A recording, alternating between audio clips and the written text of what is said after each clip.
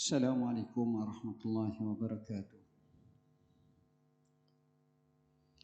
Alhamdulillahillazi hadana lihadza wa ma kunna linahtadiya laula an hadana Allah. Asyhadu an la ilaha illallah wahdahu la syarika lah wa asyhadu anna sayyidana Muhammadan abduhu wa rasuluh, amma ba'd.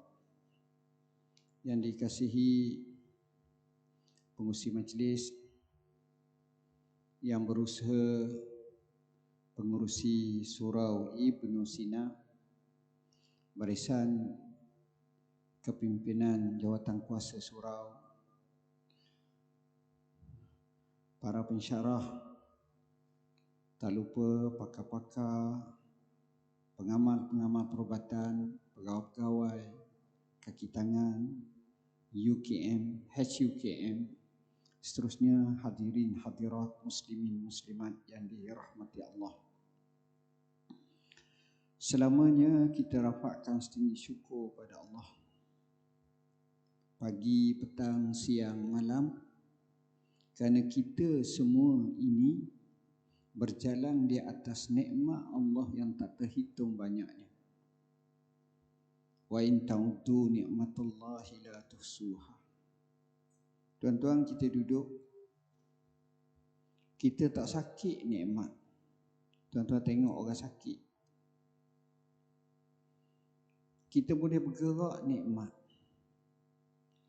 Kita tak perlu bayar kos rawatan nikmat. Kita tak perlu memikirkan tentang kesihatan sakit nikmat. Banyak sangat. Dan ujian-ujian ini sedikit sebanyak biasanya akan dihadapi oleh semua manusia. Kadang-kadang kita fikir orang tu senang, orang tu kaya, orang tu sihat, orang tu okey, maka kita kata alhamdulillah dia tak diuji. Tidak. Dia diuji. Dia diuji dengan kesenangan. Dia diuji dengan kekayaan. Dia diuji dengan pangkat. Itu yang kadang-kadang kita tak tahu. Tapi kadang-kadang ujian kedua, walaupun mereka kita tak nampak mereka ni susah diuji macam tu, nampak okey, tapi diuji lagi. Antaranya ujian masa yang kita ada, yang kita miliki, bagaimana kita nak jadikan kita orang yang secerdik manusia. Bila ditanya kepada Nabi siapa yang cerdik, Nabi beri satu jawapan yang itulah hakikat sebenar cerdik. Al-kayyisu man dana nafsahu wa amila lima ba'dal maut. Orang yang benar-benar cerdik itu ialah orang yang dana nafsahu. Dana ditafsirkan dengan dua makna. Orang yang merendahkan diri dia, tawaduk. Dana dengan makna yang kedua, sentiasa muhasabah. Syekh, kita baik tak? Baik. Okey tak? Okey. Bagus tak? Bagus. Tapi kita jangan berhenti setakat tu. Kita boleh fikir bagaimana nak jadi lebih baik.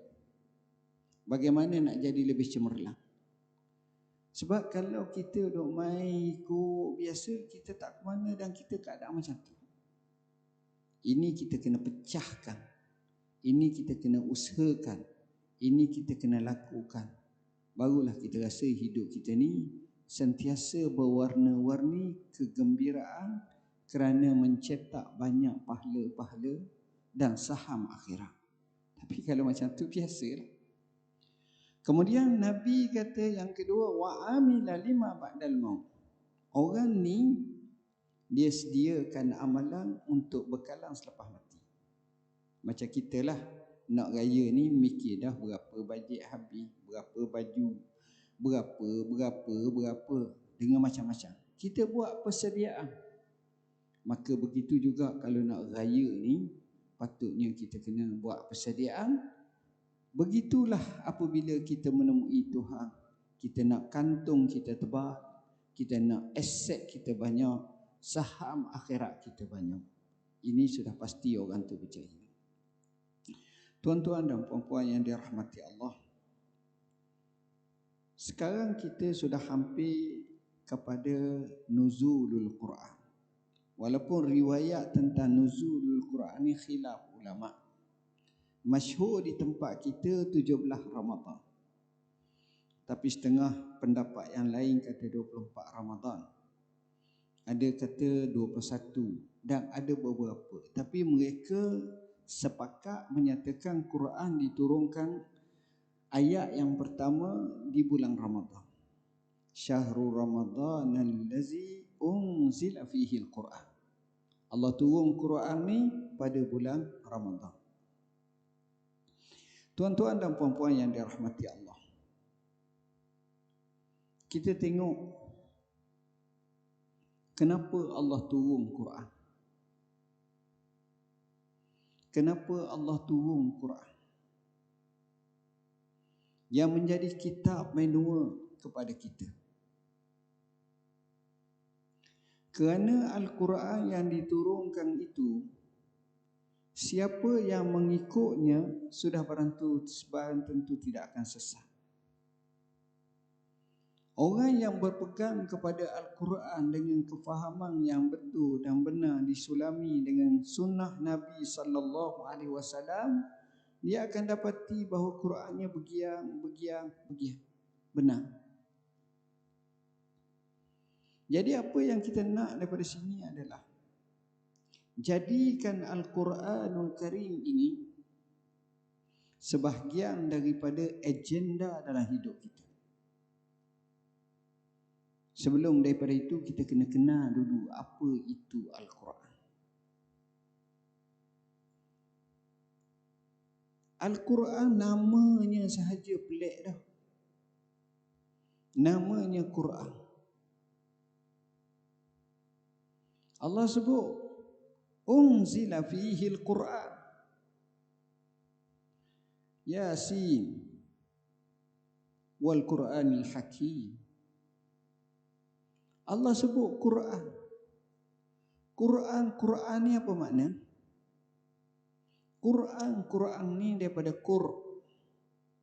Para ulama menafsirkan dengan makna suci. Kerana dia kalamullah, kalam yang suci. Quran juga dengan makna Qur, dengan makna himpunan. Kerana bacaan ini tidak akan berlaku melainkan himpunan huruf-huruf yang membentuk, yang menyebabkan kita boleh baca.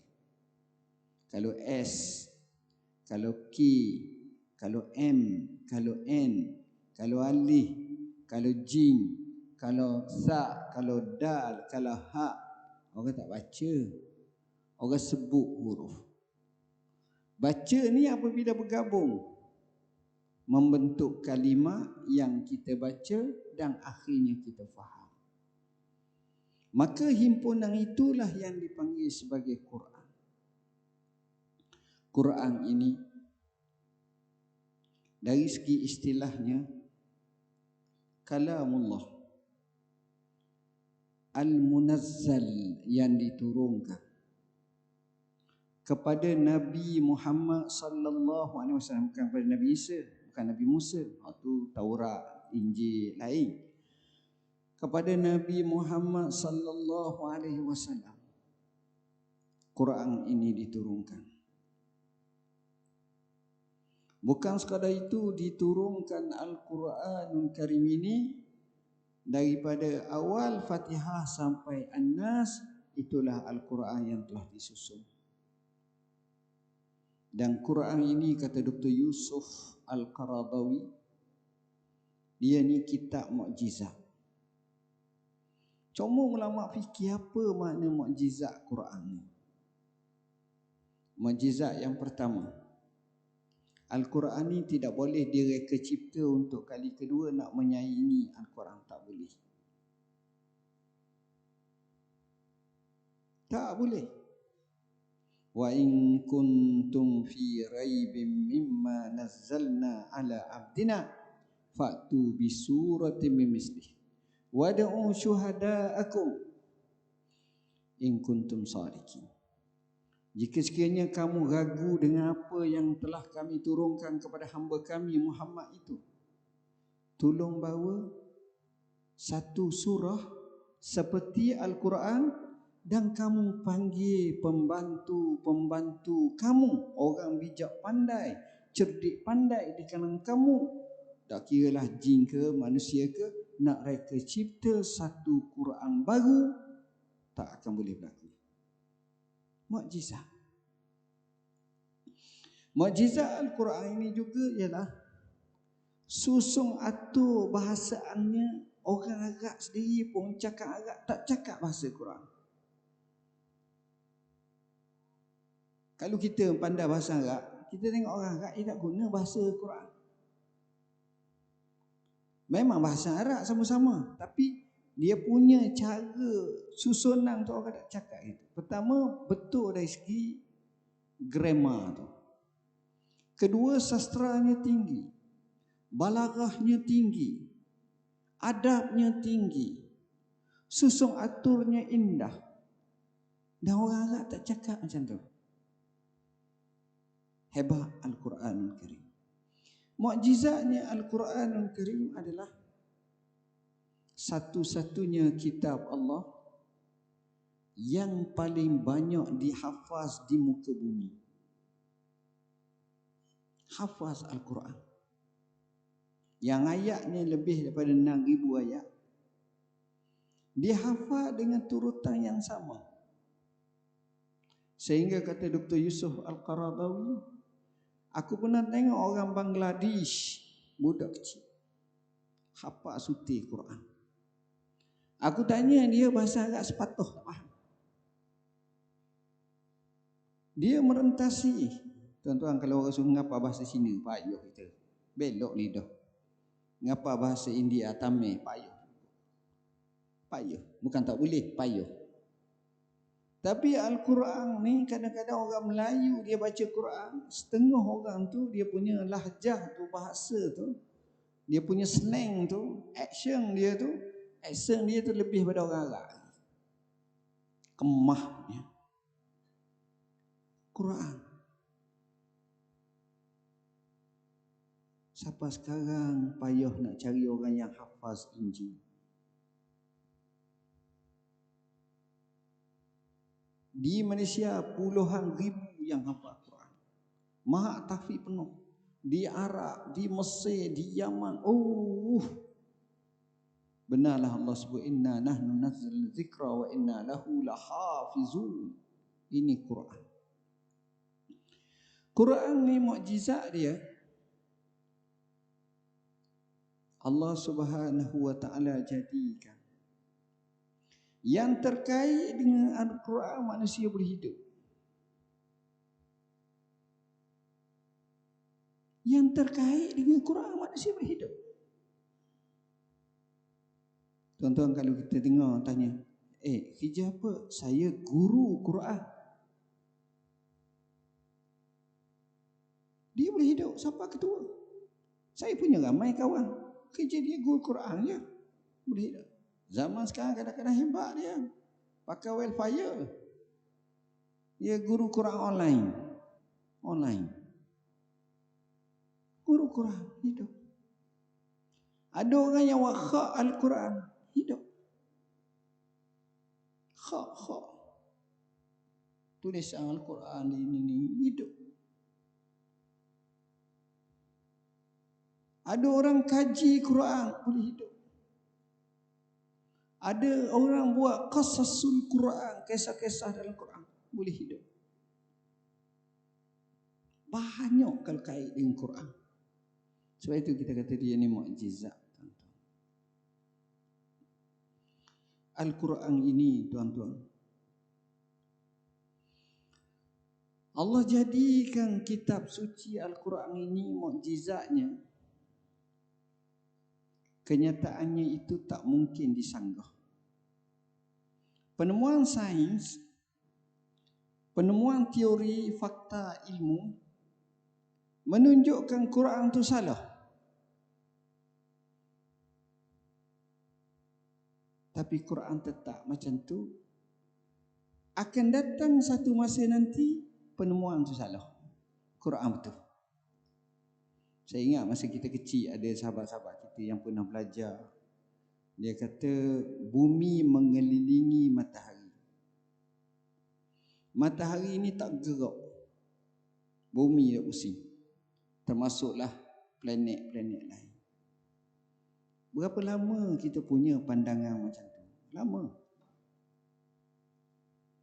Dalam surah Yasin Allah sebut matahari bergerak.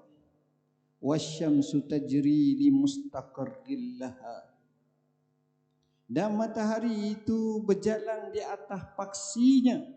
Itulah yang menunjukkan Tuhan bersifat maha perkasa lagi maha bijaksana. Maknanya bergerak. Tiba-tiba mutaakhir ni rupa-rupanya gugusan dalam galaksi tu dia ada lagi besar lagi, Bima Sakti dia ada lagi luas.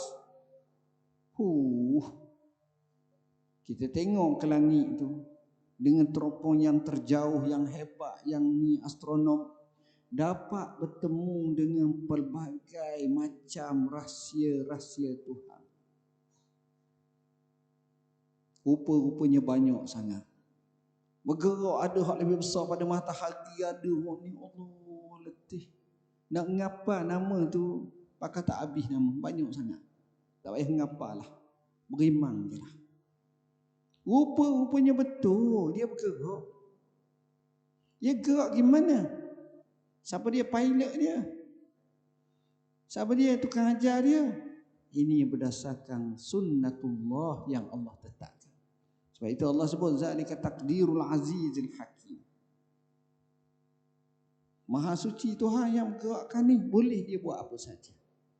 Jadi kita katakan Al-Quranul Karim bila dia datangkan satu benda, fakta kita nampak macam salah berdasarkan penemuan akalan sains dan maklumat yang kecil kita ini.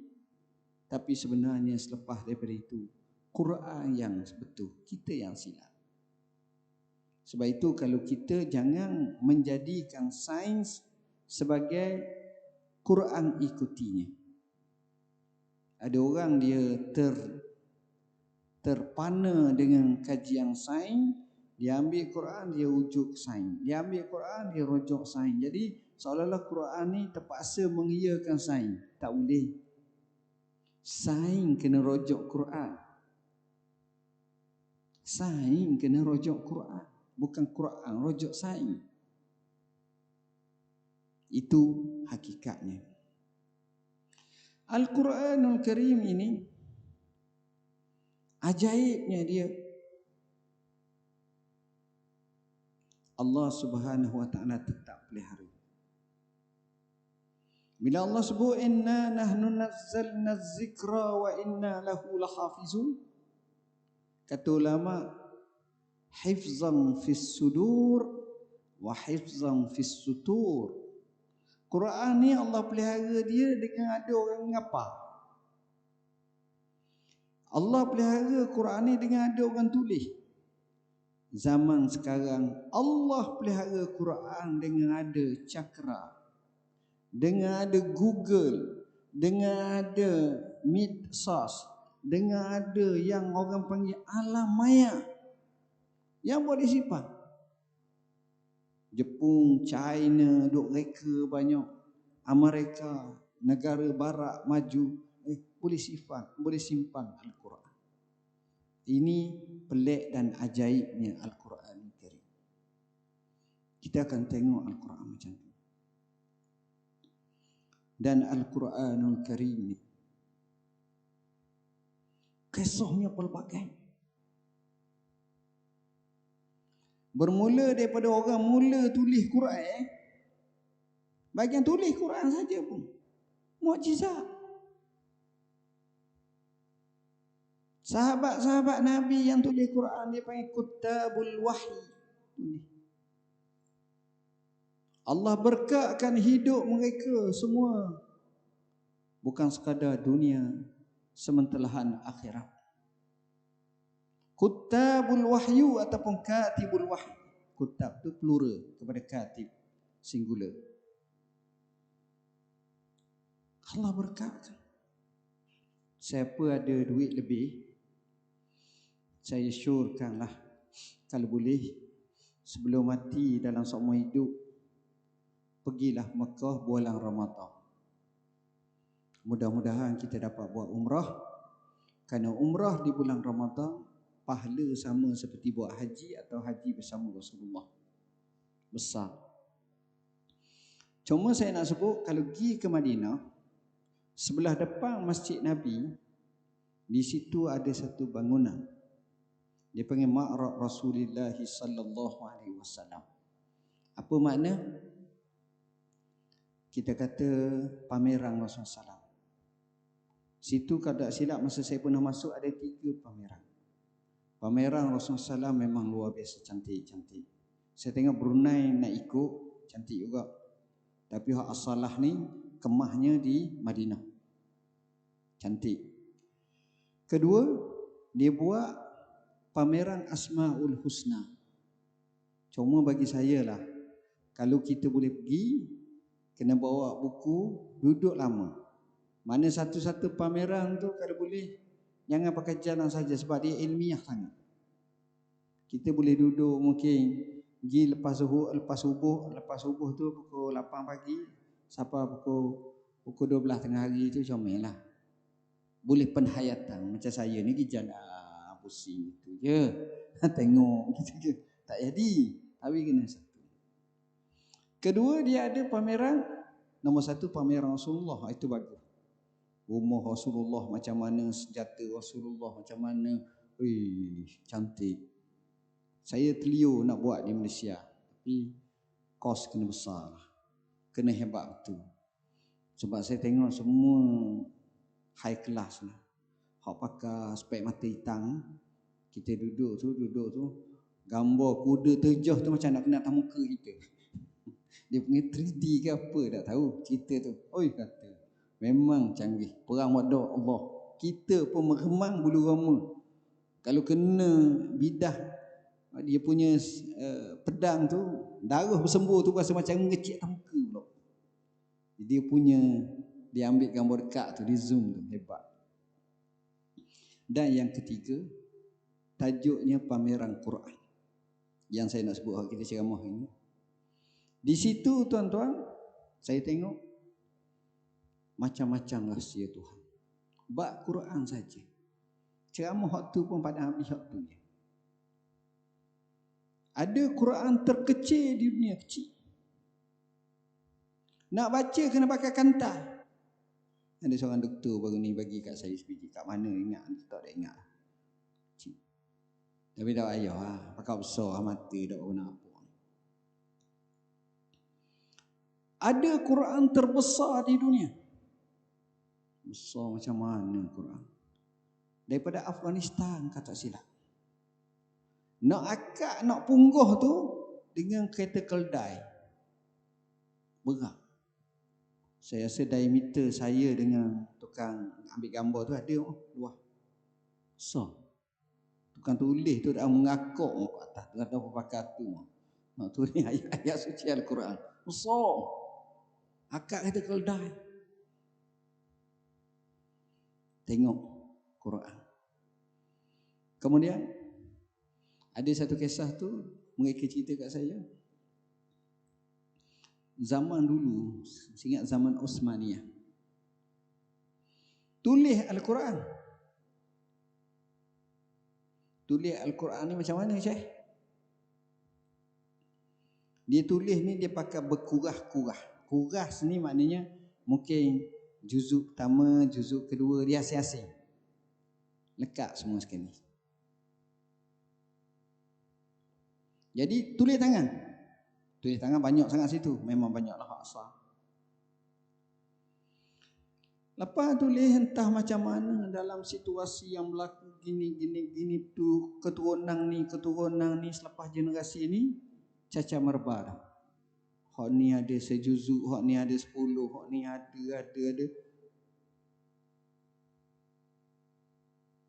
Allah kata wa inna alaina jam'ahu wa qur'anah. Allah yang menghimpunkan Quran, bukan orang. Allah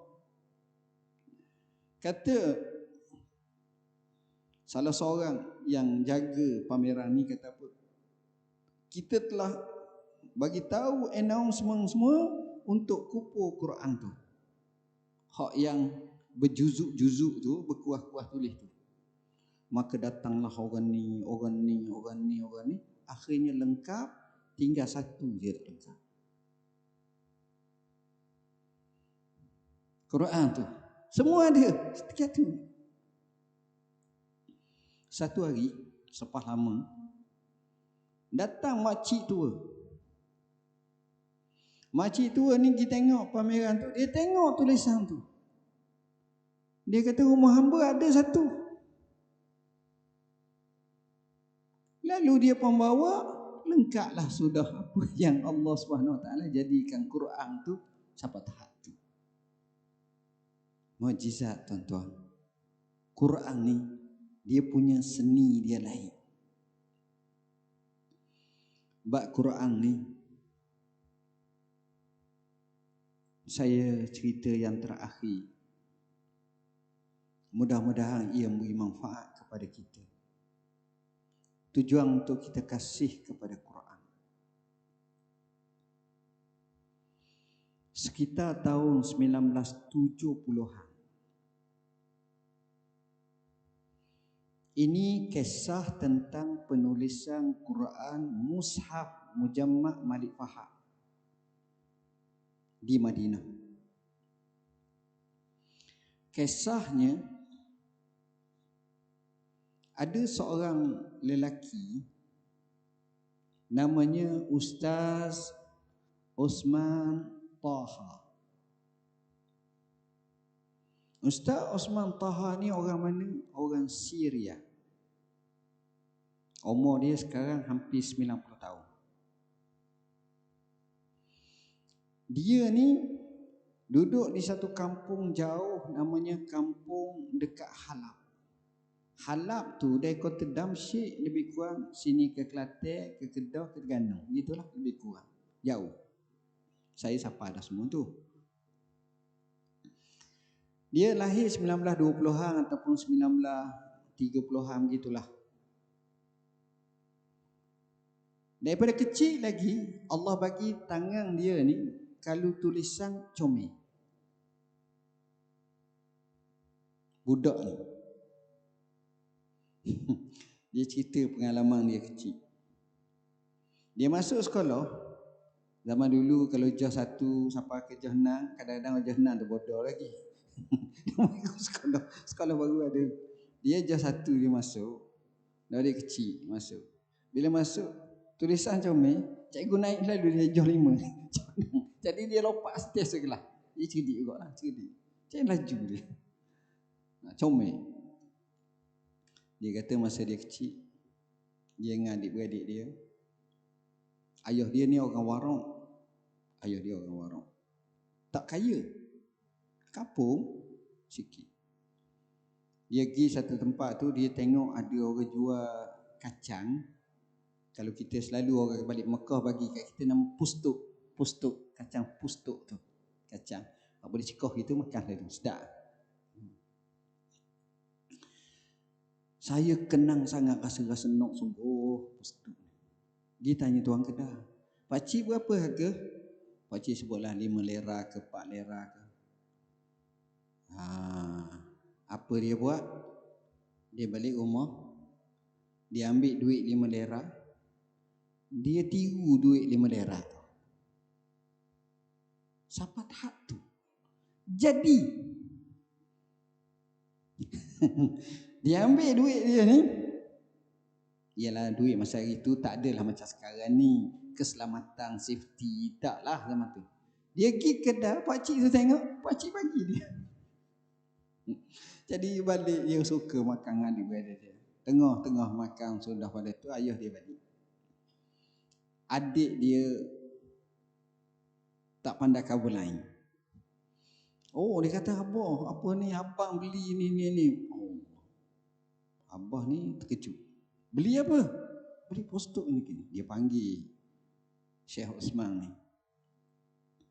Awak ambil mana duit?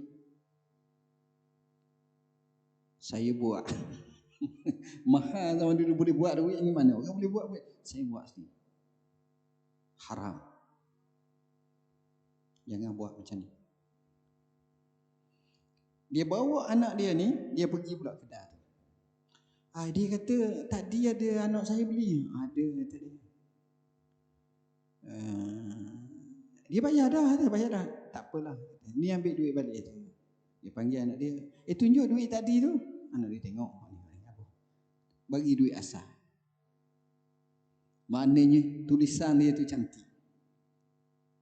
Bila dia besar sikit, zaman dulu, cara nak buat pelang kampung,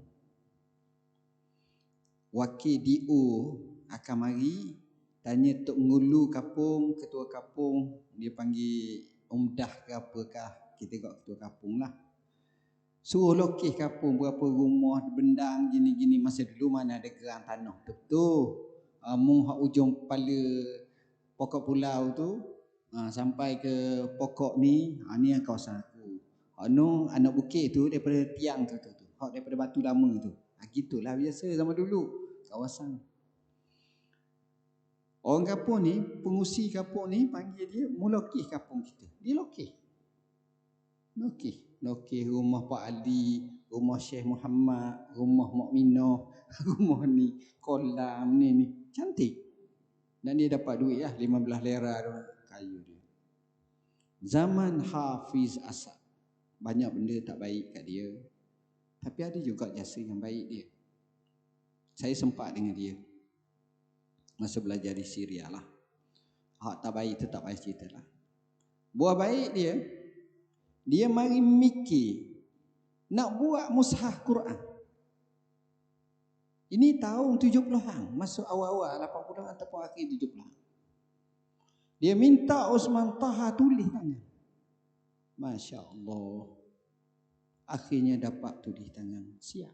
Dapat cetak mushaf Quran. Edah. Naik Malik Fahad Raja Saudi.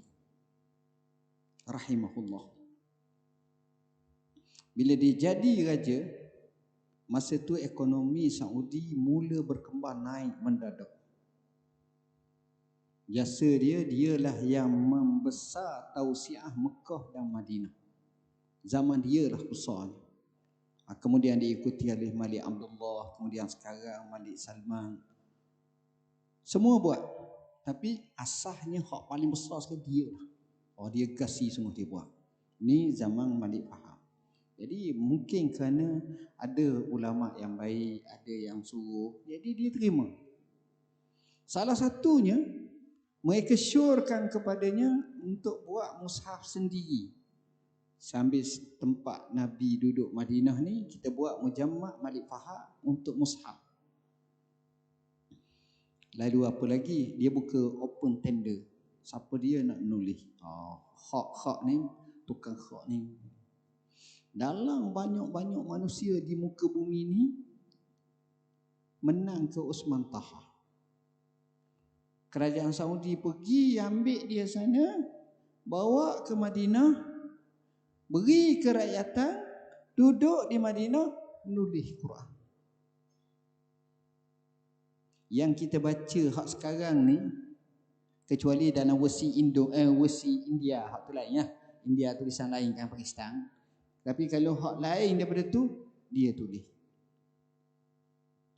Dia tulis ni tuan-tuan, dia kata, antara pantang larang masa nak nulis Quran ni, dia akan ada bilik khas.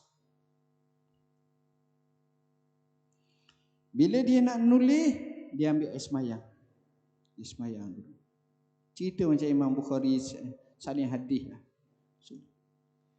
Masa dia nak nulis, tak ada orang boleh kacau dia. Dia kata, bila aku tulis ayat Allah, cerita bab syurga, tangan aku jadi laju. Seronok. Bila aku tulis ayat Quran berkenaan neraka, tangan aku getah. Menangis. Hebat. Pernah imam Masjid Nabawi tua. Sekarang ni tua lah, dulu muda lagi lah. Syekh Dr. Ali Abdurrahman Al-Huzaifi. Mari kat dia. Dia sedang nulis. Dia tak sedar pun. Asyiknya dengan Quran. Tak layan pun. Itu mahalnya kalam Allah. Akhir sekali. Satu-satu Quran tu kalau kita baca sejarah tulis tu, dia ada 4 lapis. Dia bukan tulis macam kita tulis gini tak. Tulis satu. Tengok bari. Tengok titik. Tengok ukuran. Tengok ni. Tengok diameter. Tak boleh lah kita. Sekali-sekali boleh siap lebih kurang 3 tahun. Setakat ni dia berapa 13 ke 14 siri dah dia tulis.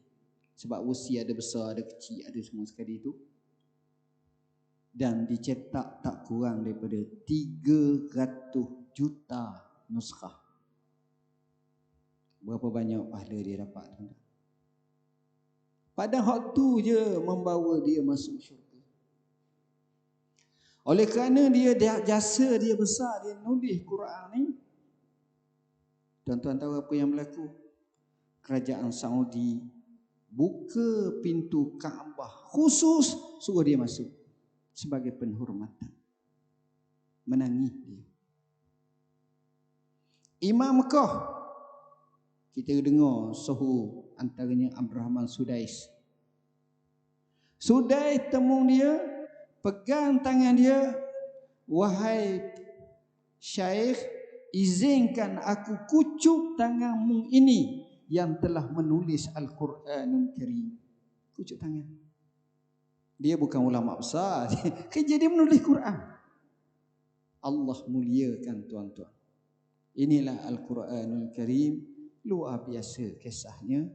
Dan bila kita sebut nuzulul Quran, itu mukaddimah, ada beberapa perkara.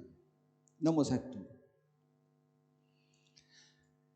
sesuatu benda yang penting, yang hebat, adakah sekadar kita simpan? Rugi. Kita mesti gunakannya. Kita mesti manfaatkannya. Kita mesti ambil faedah daripadanya. Maka Quran ini bukan untuk digantung. Bukan untuk dibaca semata-mata. Bukan hanya untuk dilagukan, ditarannumkan Quran. Tapi Al-Quran jauh dia pergi. Orang tengok Quran berdasarkan ilmu yang ada pada dia. Ada orang tengok alif lam mim, zalikal kitab la raiba fihi hudal lil muttaqin. Orang yang pertama dia kata, masya-Allah khaknya cantik. Seni khak tu cantik. Orang yang kedua kata, masya-Allah suaranya sedap, lagunya kemah. Orang yang ketiga kata, masya-Allah kiraat ni kiraat lain, bukan kiraat hafuz.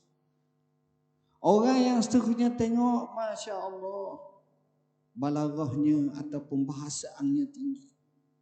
Orang yang lain pula tengok, masya-Allah hebatnya Al-Quran ini, seni katanya mendalam. Orang lain pula tengok, masya-Allah Al-Quran ni, dia ni dari segi fiqahnya adalah kitab yang suci, yang tak boleh disentuh diam-diam. Ada orang pula tengok Al-Quran ni, masya-Allah mempunyai banyak ilmu yang kita dapat ambil.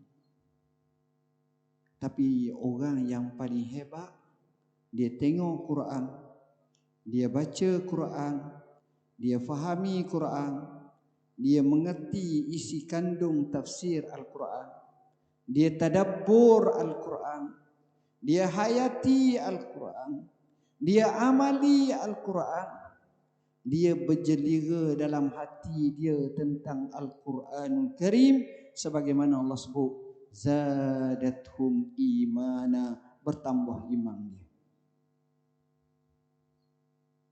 Tengok, nak jadi kepada peringkat tu, bila orang tu berinteraksi dengan Quran, ini orang yang Qurani. Orang ni orang berjaya. Dia dengan Quran, apa-apa pun Quran. Yang Nabi sebut hudal lil muttaqin, hudal lin nas, Allah sebut dalam Quran. Petunjuk kepada orang yang bertakwa dan petunjuk kepada orang yang manusia semua. Ambil Al-Quran.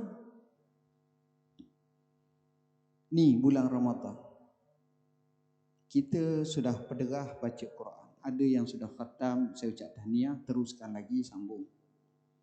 Ada yang baru nak khatam, cuba langsungkan khatam. Ada yang baru juzuk kedua, berat ni.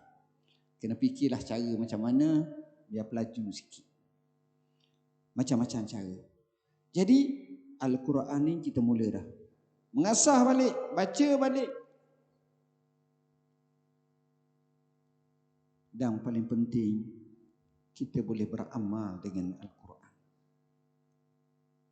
Saya ada terjemah satu biografi, satu kisah manusia ajaib. Bagaimana dia interaksi dengan Al-Quran ni, sehingga Quran tu begitu rapat dengan hidup dia. Quran ni. Ada orang, bila ada masalah, dia akan ambil Quran. Dia ambil Quran, dia buka. Buka gambar. Buka gambar. Buka gambar, dia tengok ayat yang mula-mula sekali kelitah dalam kepala dia. Tengok, dia ambil ayat pertama ataupun ayat kedua, ayat ketiga. Tengok. Daripada ayat tu, dia relate pula dengan suasana yang berlaku pada dia. Apa kaitan dan penyelesaiannya, akhirnya selesai. Banyak macam tu. Kisah benar. Kisah ni berlaku sekitar tahun 70-an ataupun 80-an. Kisah ini telah difilmkan. Saya terlupa nama filem tu. Kisah benar ni adalah, kalau tak silap, berlaku di Perancis. Ada imigran Turki kerja di Perancis, dapat jadi kerakyatan Perancis, buka kedai ruci. Nama dia Ibrahim, separa, mana umur 50-an, 60-an. Jadi dalam kejiranan yang ramai ni pelbagai Muslim, tak Muslim. Ada satu keluarga yang duduk di situ, Yahudi. Orang Yahudi ni akan suruh anak dia pergi beli barang. Dia ni customer tegar lah. Pergi beli barang kedai Pakcik Ibrahim. Setiap kali bayar barang, balik, anak muda ni, umur 7-8 tahun ni, akan lalu kok rak-rak akan ambil coklat ke apa ke sebiji, hak tu tak bayar. Tiap-tiap hari tanpa miss. Dia akan. Satu hari, anak ni buat macam biasa, tiba-tiba dia keluar, dia tak ambil barang. Pakcik Ibrahim panggil dia, "Hei, mari sini." "Kenapa, Pakcik?" "Saya tengok hari ni kamu tak ambil barang." "Kenapa?" Dia pun takut, malu. "Pakcik minta maaf banyak, Pakcik. Saya ingat Pakcik tak tahu gini. Saya kata, tak apa, lain kali kalau nak bagi tahu." Oleh kerana Pakcik ni baik, dia jatuh hati dengan Pakcik tu. Jadi hubungan baik. Sampailah dia remaja. Naik besar dah. Dia ada berontak, ada tak puas hati dengan mak dia dengan keadaan. Jadi kadang-kadang dia beku. Jadi dia mengadu kepada Cik Ibrahim. Pak Cik Ibrahim ni dia ada pejabat, dia ada meja dia. Setiap kali orang tu mengadu, dia pegang Quran, dia akak Quran ni, dia buka je. Okey, jawapan untuk masalah awak ni gini. 2-3 hari kemudian ada masalah, buka lagi. Begitulah sampai dia jadi orang muda, sampai akhirnya hubungan terputus. Kenapa? Mereka pindah. Selepas berapa puluh tahun kemudian, dia ada masalah. Dia patah balik kat Pakcik Ibrahim, tak ada dah, yang ada anak. Dia cerita, saya dengan Pakcik Ibrahim ni rapat gini. Anak dia kata, ginilah, Pakcik Ibrahim tu ada hadiah kepada awak satu naskah Quran. Dia pun tengok Quran ni, dia tak reti nak baca, muka bahasa Arab. Apa dia buat? Dia cari kawan dia, ada orang Tunisia, dia pun beri, suruh terang kat dia. Apa masalah orang Tunisia buat macam Pakcik Ibrahim juga. Syarah kat dia. Akhirnya dia mengucap asyhadu an la ilaha illallah wa asyhadu anna Muhammadar Rasulullah. Lalu dia tukar nama dia daripada Jad Qurani.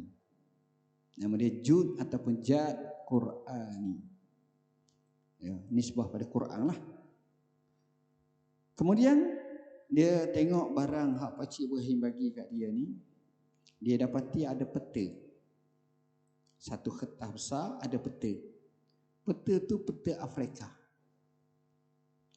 Atas peta Afrika tu tertulis tertera ayat Allah. Ud'u ila sabili rabbika bil hikmati wal mau'izatil hasanah.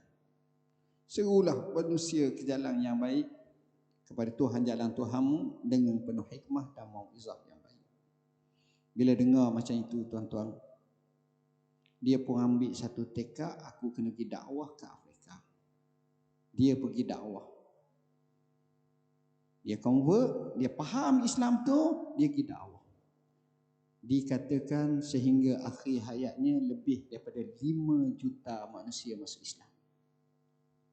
Dan hadiah besar yang Allah bagi kat dia, mak dia seorang profesor Yahudi juga akhirnya masuk Islam. Di ujung usia dan dia meninggal dunia. Quran, saya kata, penyelesai masalah. Cuma kadang-kadang kita tak cari, kita tak kait, kita tak tengok Quran itu dalam komus kehidupan kita. Maka rugilah kehidupan kita. Tuan-tuan dan puan-puan yang dirahmati Allah, sempena dengan Ramadan yang mulia ini, apa yang sepatut kita buat? Pertama sekali, walaupun baki masih ada separuh lebih sikit lagi, kita sentiasa kena perangat semangat kita kelebihan Ramadan. Ramadan ni datang, kehebatannya banyak. Sebab itu saya katakan, kalau boleh dapatkan buku Ramadan ni. Banyak kelebihan saya sebut dan hukum hakam Ramadan. Di bulan Ramadan ni tuan-tuan, acara yang terbaik adalah kita bersedekah. Nabi tanya, ayu sadaqati afdal? Manakah sedekah paling afdal? Orang tanya Nabi, Nabi kata sadaqatun fi Ramadan, sedekah bulan Ramadan. Saya nyatakan dalam keajaiban sedekah. Macam-macam kisah. Sementelahan lagi bulan Ramadan, kita jamu orang buka puasa. Yang ini pun kelebihan. Bulan Ramadan, sebagaimana tuan-tuan buat ni, ini baik. Kita belajar ilmu. Kita cari ilmu. Kita dapatkan ilmu dengan sebanyak-banyaknya. Bulan Ramadan. Jangan bulan lain, bulan Ramadan. Saya nyatakan hadis 40. Kurang-kurangnya kita baca depan anak isteri kita. Ambil matang hadis saja. Makna saja. Mana ada orang buat macam ni bulan Ramadan, kita akan dapat ilmu. Nak tahu tentang solat, tentang Isra' dan Mi'raj, saya sebut. Nak tahu tentang isu berkenaan dengan garis masa hayat Rasulullah SAW, yang ini bagi saya adalah terbaik. Sebab kita nak Rasulullah SAW dalam kehidupan kita. Orang tanya umur Nabi berapa tahun, kita jawab 63 tahun 4 hari. Satu-satu kehidupan Nabi kita kena tahu. Saat kita hidup zaman sekarang, cabaran bagi kita adalah macam-macam isu timbul. Macam mana nak selesai? Dah baru kita dengar isu kalimah Allah, isu nama Allah. Isu ni sepatutnya saya ceramah hak ni pun cukup, tapi masa tak sempat. Saya kemukakan 2 buku bertajuk Isu Kalimah Allah dan satu lagi Dengan Nama Allah. Kita jawab dengan tuntas satu persatu. Dan kalau boleh tuan-tuan, bulan Ramadan ni jangan lupa kita doa banyak-banyak. Nabi ajar kepada kita, inna lis-saim inda fitrihi da'wah la turab. Sesungguhnya bagi orang yang berpuasa, ketika dia berbuka ada doa yang Allah tak tolak. Kita doa. Saya nyatakan dalam buku inilah doa. Doa banyak-banyak tuan-tuan. Tak rugi kita doa. Tak rugi kita doa. Doalah selama mana kita ada mampu doa, kita doa. Doa, insya-Allah. Moga-moga dengan apa yang kita doa, kita dimustajabkan oleh Allah. Jadi tuan-tuan, saya rasa sekadar itulah yang dapat saya sampaikan. Cuma 10 minit terakhir ni, kita nak minta sahabat kita mari ke depan sikit. Kita nak baca doa dan nak zikir tahlil ringkas. Tujuannya untuk sahabat kita yang sakit, yang sakit khusus untuknya, dan untuk keluarga kita yang lain lah, agar diberi kesembuhan, iaitu salat hajat dan doa untuk kesejahteraan pesakit di sinilah HUTM ni, HUTM ke apa, khususnya Hajah Khamsiah Idris Jamsari Sukro Muhammad Rudi Osman Zulkifli Awak, dan yang tak disebut nama pun tuan-tuan tengok sakit berat macam-macam. Jadi kita mula dengan Fatihah dan sama-sama ikut saya kita baca Yasin. Itu lagi baik kerana Yasin ini mengikut apa yang kita niat. Kita niat nak sembuh sakit-sakit termasuk keluarga kita, bahkan diri kita sendiri. Mudah-mudahan Allah sembuhkan kita semua. Al-Fatihah. A'udzubillahi minasyaitonirrajim. Bismillahirrahmanirrahim. Alhamdulillahi Rabbil Alamin, Ar-Rahmanir Rahim, Maliki Yawmiddin, Iyyaka na'budu wa iyyaka nasta'in, Ihdinas siratal mustaqim, Siratal ladzina an'amta 'alaihim ghairil maghdubi 'alaihim waladdallin.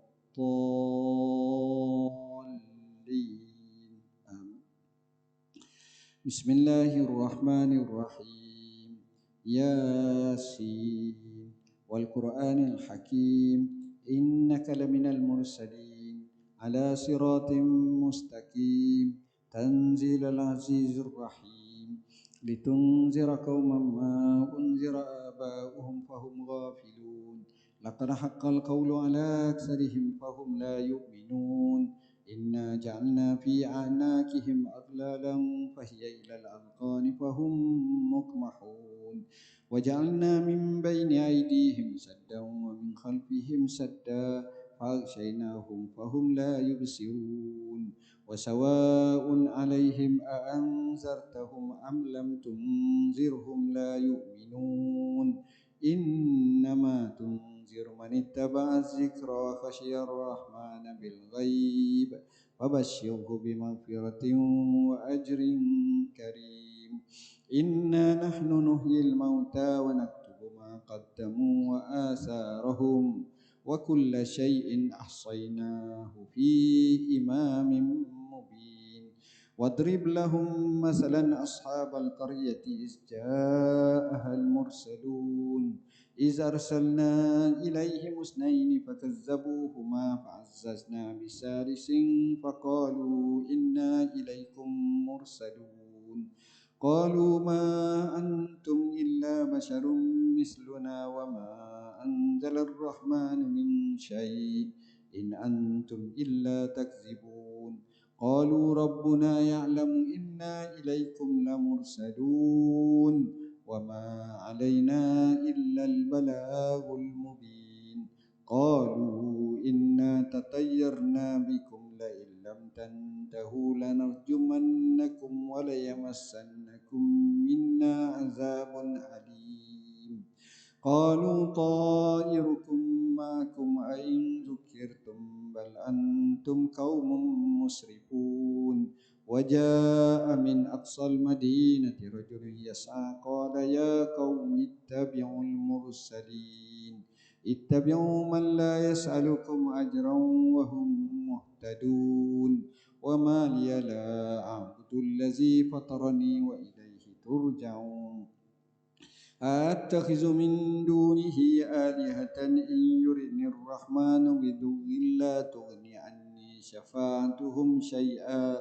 ولا ينقذون إني إذا لفي ضلال مبين إني آمنت بربكم فاسمعون قيل ادخل الجنة قال يا ليت قومي يعلمون بما غفر لي ربي وجعلني من المكرمين وما أنزلنا على قومه من بعده من جند من السماء وما كنا منزلين إن كانت إلا صيحة واحدة فإذا هم خامدون يا حسرة على العباد ما يأتيهم من رسول إلا كانوا به يستهزئون ألم يروا كم أهلكنا قبلهم من القرون أنهم إليهم لا يرجعون وإن كل لما جميع لدينا محضرون وآية لهم الأرض الميتة أحييناها وأخرجنا منها حبا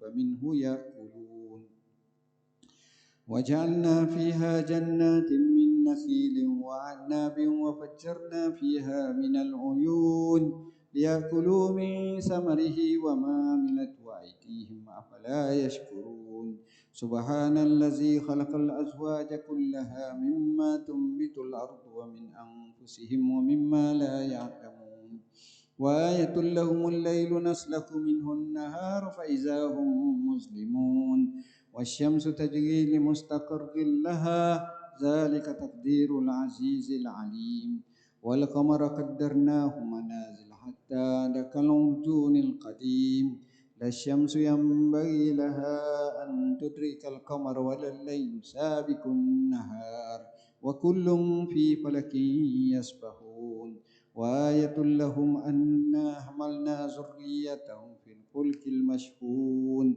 وخلقنا لهم من مثله ما يركبون وإن نشأ نغرقهم فلا صريخ لهم ولا هم ينقذون إلا رحمة منا ومتاعا إلى حين وإذا قيل لهم اتقوا ما بين أيديكم وما خلفكم لعلكم ترحمون وما تأتيهم من آية من آيات ربهم إلا كانوا عنها معرضين وإذا قيل لهم أنفقوا مما رزقكم الله قال الذين كفروا للذين آمنوا أنطعم من لو يشاء الله أطعمه إن أنتم إلا في ضلال مبين ويقولون متى هذا الوعد إن كنتم صادقين ما ينظرون إلا صيحة واحدة تأخذهم وهم يخصمون فلا يستطيعون توصية ولا إلى أهلهم يرجعون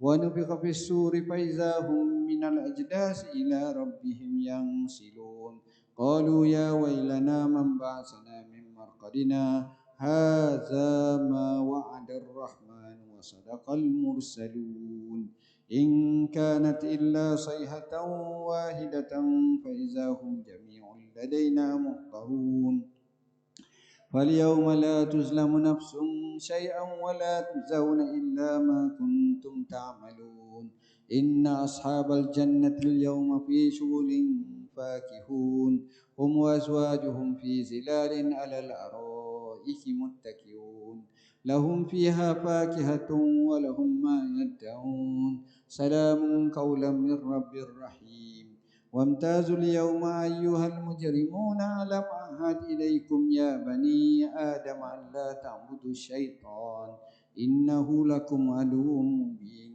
وأن اعبدوني هذا صراط مستقيم ولقد أضل منكم جبلا كثيرا أفلم تكونوا تعقلون هذه جهنم التي كنتم توعدون اصلوها اليوم بما كنتم تكفرون اليوم نختم على أفواههم وتكلمنا أيديهم وتشهد أرجلهم بما كانوا يكسبون ولو نشاء لطمسنا على أعينهم فاستبقوا الصراط فأنى يبصرون ولو نشاء لمسخناهم على مكانتهم فما استطاعوا مضيا ولا يرجعون ومن نعمره نكسه في الخلق أفلا يعقلون وما علمناه الشعر وما ينبغي له إن هو إلا ذكر وقرآن مبين لينذر من كان حيا ويحق القول على الكافرين أولم يروا أنا خلقنا لهم مما عملت أيدينا أنعاما فهم لها مالكون